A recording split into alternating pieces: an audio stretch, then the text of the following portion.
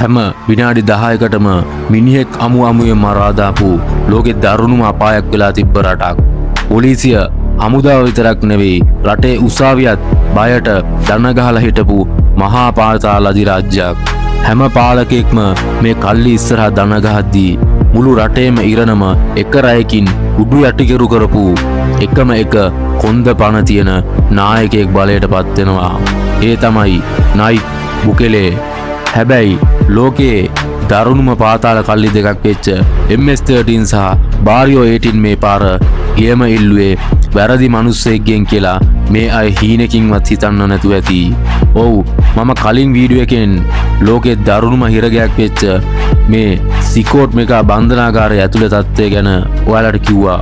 ඒ video එකට ලක්ෂ ගණනින් ලැබුණු අති විශාල ප්‍රතිචාර, ලයික්, කමෙන්ට් සහ සබ්ස්ක්‍රයිබ් කරපු ඔයාලා හැමෝටම මම හදවතින්ම ස්තුතිවන්ත වෙනවා.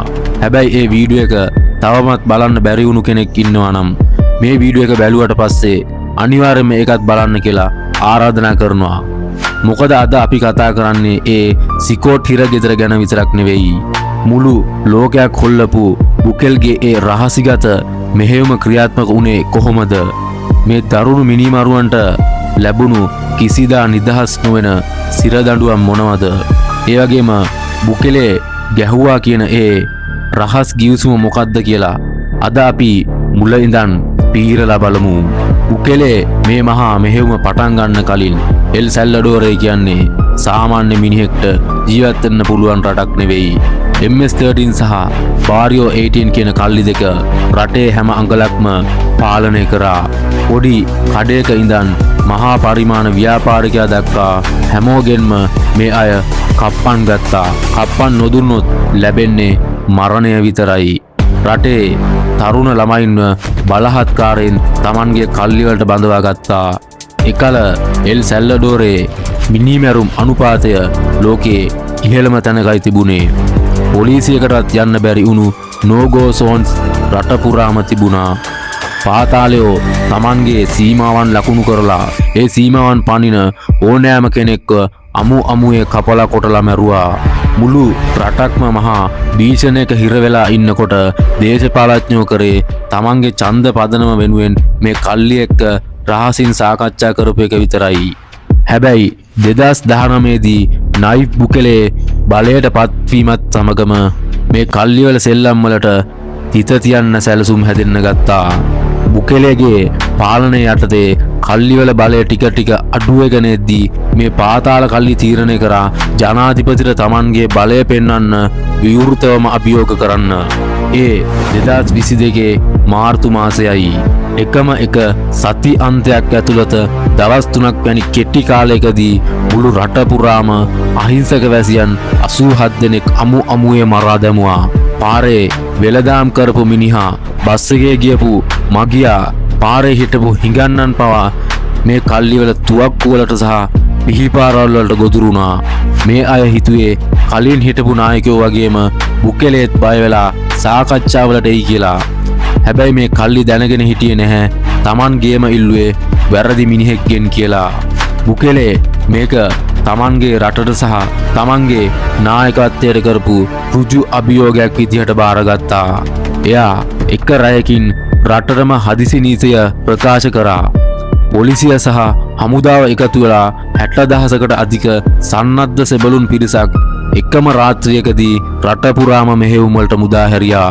මේ කල්ලි හිතපු නැති විදිහට හමුදාවෙන් මුළු නගර සහ ගම්මාන වට කරලා පනින්න බැරි වෙන්න යකඩ වැටවල් සහ මුර පොළවල් දැම්මා.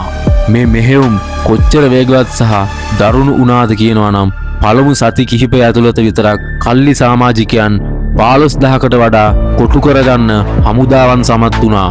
හැබැයි මේ දහස් ගණන් පාතාල සමාජිකයන්ව හමුදාව සහ පොලිසිය එකපාර හඳුනාගත්තේ කොහොමද? මේ කල්ලි සමාජිකයන්ව කොටු කරගන්න ජනපති බුකෙලේ පාවිච්චි කරේ මාරම දරුණු උපක්‍රමයක්.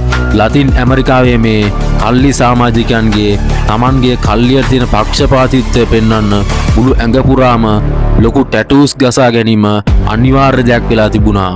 බුකෙලේගේ නියෝගය මත ක්‍රියාත්මක වුණු හමුදාව පාරවල් මැද සහ නගර මැද හදිසි මුර පොළවල් දාලා හැම තරුණයෙක්ම නැවැත්තුවා.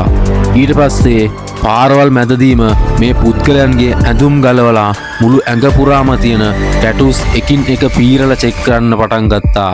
ඇඟේ එකම එක කල්ලි ටැටූ එකක් හරි නැත්නම් කල්ලියට සම්බන්ධ ලකුණක් හරි තිබුණොත් කිසිම ප්‍රශ්න කිරීමකින් තොරව ඒ වෙලාවෙම මේ සැකකරුවන්ව බිම දිගා කරලා අත්අඩංගුවට ගත්තා.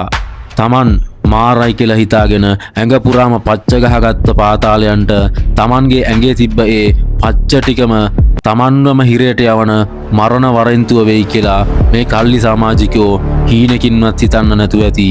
දැන් අපි බලමු බොහෝ දෙනෙක් නොදන්නා මේ අල්ලගත්ත මිනිමරුවන්ට සිද්ධ වුණේ මොකද්ද කියලා. බුකලේ රජය නීති සම්පූර්ණයෙන්ම වෙනස් කරා. කලින් වගේ කල්ලි සමාජිකයෙක් වුණාම ලේසියෙන් බේරෙන්න බෑ.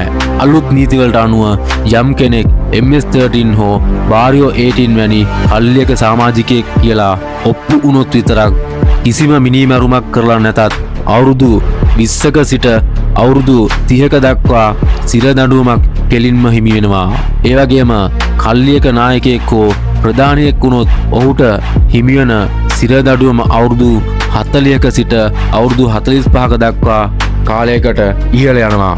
මිනිමැරුම් සහ කප්පම් ගැනීම් කරපු අයට අවුරුදු 100 ගණනක සිර දඬුවම් තමයි නියම වුණේ. එතකොට මේ අයට නිදහස් වෙන්න පුළුවන් කොහොමද? කෙටිම උත්තරය තමයි මේ අයට කවදාවත්ම නිදහස් වෙන්න බෑ. බුකලේගේ පාලනය යටතේ මේ කල්ලි සමාජිකයන්ට අප ලැබෙන්නේ නැහැ. උසාවි නඩු විභාග කරන්නේ සමූහ වශයෙන්. එකවර සිරකරුවන් 100 ගණනක් එකම දවසේ දඬුවම් වලට නියම කරනවා. නීතිඥයන් මාර්ගයෙන් බේරෙන්න තියෙන ඉඩකඩ සම්පූර්ණයෙන්ම අහුරලයි තියෙන්නේ. බුකලේ විවෘතවම ප්‍රකාශ කරලා තියෙනවා මේ අය කවදාවත් ආයේ සාමාන්‍ය සමාජයකට යන්නේ නැහැ කියලා. තමන් කරපු පව්වලට හිරගෙවල් ඇතුළේම මැරිලා යන්න ඕනේ කියලා. ඒ නිසා මේ අයට නිදහස කියන්නේ හීනයක් විතරයි. හැබැයි මේ හැමදේම මැද මානව හිමිකම් සංවිධාන සහ බුකලේගේ විරුද්ධවාදීන් ලොකු චෝදනාවක් එල්ල කරනවා. ඒ තමයි බුකලේ මේ මහා බැටලියම් පටන් ගන්න කලින් 2019 සිට 2021 දක්වා කාල සීමාවලදී මේ කල්ලි නායකයන් එක්ක රහසිගතව ගිවිසුමක් ගැහුවා කියලා. ඒ ගිවිසුමෙන් කියවෙන්නේ හිරගෙවල් ඇතුලේ ඉන්න කල්ලි සමාජිකයන්ට විශේෂ වරප්‍රසාද වෙනුවට රටේ මිනිමැරුම් ප්‍රමාණය අඩු කරලා දෙන්න කියලා බුකලේ රහසින් සාකච්ඡා කරා කියන එකයි. කෙසේ වෙතත් 2022 මාර්තු මාසයේ සිදු වුණු අර මිනිමැරුම් 87ත් එක්ක ඒ ගිවිසුම් සම්පූර්ණයෙන්ම බිඳ වැටුණු බවයි විශ්ලේෂකයෝ පවසන්නේ. ඉන් පස්සේ තමයි බුකලේගේ මේ මහා දඩේම පටන් ගත්තේ. ගිවිසුම් මොනවා වුණත් අද වෙනකොට ප්‍රතිඵලය ඇස්පනා අපිට පේන්න තියෙනවා. එල් සැල්වදෝරේ කියන්නේ අද වෙනකොට ලතින් ඇමරිකාවේ තියෙන ආරක්ෂිතම රටක්. පාරවල් වල ලේ ගංගා ගලා ගිය රටේ අද මිනිමැරුම් අනුපාතය බිඳුවටම බැහැලා තියෙනවා. රෑ 7-8 වෙද්දී දොරවල් වහගත්ත මිනිස්සු අද මධ්‍යම රාත්‍රියේ බයක් නැතුව වීදි පුරා ඇවිදිනවා.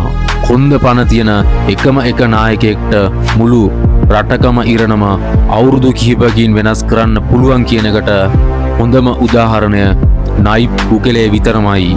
ඉතින් අවසාන වශයෙන් මට ඔයාලගෙන් අහන්න තියෙන්නේ එකම එක ප්‍රශ්නයයි.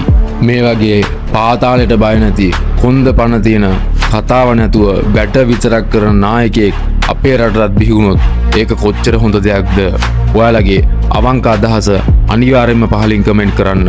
ඉතින් මේ වගේ දැනුමෙන් සහ කුතුහලයෙන් පිරුණු වීඩියෝ දිගටම නරඹන්න සිතියම් පිට YouTube channel එක දැම්ම subscribe කරලා එකතු වෙන්න කියලා ආරාධනා කරන ගමන් තවත් මේ වගේ කුතුහලයෙන් පිරුණු වීඩියෝ එකකින් ඉක්මනටම හම්බෙමු. එතකන් ඔයාලා හැමෝටම ජය වේවා.